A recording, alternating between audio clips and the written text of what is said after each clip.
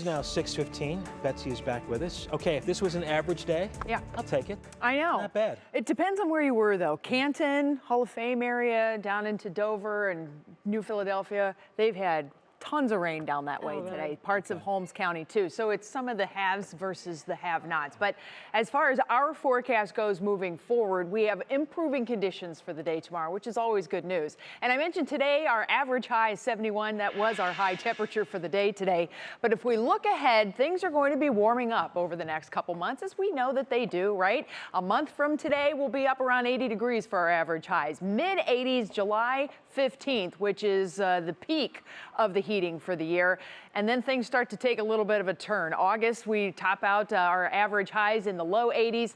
And then ultimately into September, we have highs that average out in the mid 70s. And you know where things go after that. No need to belabor that part of it. But as far as this forecast goes, the latest is that we are going to be staying rather mild for the night, with the isolated rain and storm chances hanging around this evening, even into the early morning hours. But as far as what's changed, it's all about the weekend and trying to time out when the rain is going to arrive, and more importantly, when it is going to leave. Over the next few hours for us this evening, we do have clouds that will be on the decrease here in greater Cleveland. Farther south, the clouds will linger, and yes, we have seen those scattered showers and some thunderstorms around the area. And you can definitely see where there's a bit of a line here that cuts from western New York right down through central Ohio.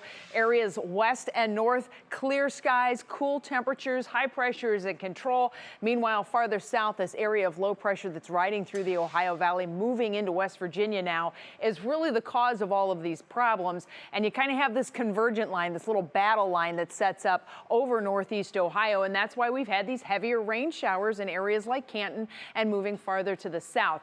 The overall pattern has been for all of this to drift southward very slowly. And I mean, when I say slowly, friends, these things are moving only at about 15 miles per hour or so. So it is definitely crawling along, which means those of you who are getting some rumbles of thunder now right down into southeastern portions of Wayne County, over toward Wilmot and in Massillon, into Canton area, and then farther south into East Sparta and Bolivar and Zoar, these are only moving at 15 miles per hour. So if we put a quick track on this, just kind of, we'll take it out of Beach City and head farther to the south. An hour it takes it down through Strasburg, Peral, Winklepleck Grove. There is my new favorite town name in all of northern Ohio. Winklepleck Grove.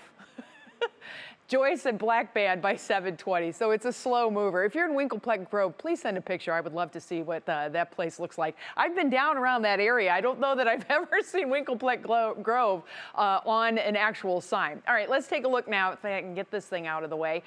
There you see our wind speeds, okay? So relatively light winds, northeast direction. That's keeping the lakeshore areas a little cooler. Meanwhile, off to the west, we have seen clearing skies, which is great news for us. So as we take a look at the big picture here, our area of low pressure spins out. We have drier air that moves in for the day tomorrow. The problem is we have more rain that comes in for Friday, and it looks like we're going to get stuck with waves of rain moving forward. Let me see. I don't know why this thing is stuck. Let me go try a different way. Anywho, you can see we are not too far off of average for the year so far, which is great news for our overall precipitation. So that is some good stuff. All right, let me fast forward here, and we're going to just jump into our hour-by-hour forecast from National Design Mart. There you go. Temperatures are going to be in the 60s tonight. We'll see those showers fading out, and by tomorrow morning, we go with some fog around the area and, yeah, partly cloudy skies. Here's your Medina Country Club 7-day outlook, and you can see temperatures staying on the mild side here for the next couple of days, with rain and thunderstorms returning Friday. We will have showers lingering into Saturday, but I am not thinking it's a washout. Later in the day, drier air arrives.